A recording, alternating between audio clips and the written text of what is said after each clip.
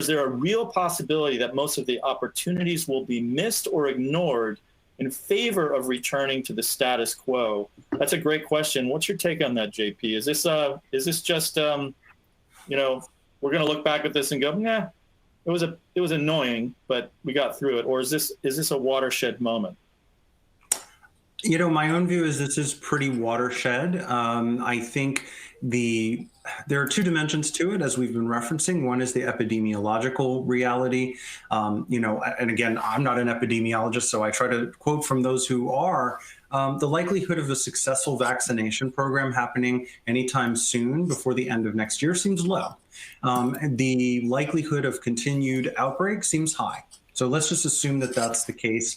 If we get lucky, maybe things will recede a bit, but likelihood is that this will be an ongoing concern for 2 years, in which case we will see reinforcement of some of these new behaviors. We will see also, I think, business leaders in many sectors being more conservative around these issues than politicians, for example. I know many organizations are trying to figure out what should we do. One of our recommendations, for example, is if you're going to repopulate an office space, a knowledge working office space, you're going to do so in a staggered way. You're not going to have everyone just rush back right at one time. You're going to maybe put into place things like temperature checks, which are imperfect, but we don't have universal testing to be able to let people into the office. You're going to put into place logs to try to understand where people have been, when they have been there. So I see this as there will be a series of reinforcing events that will probably help to change some behaviors.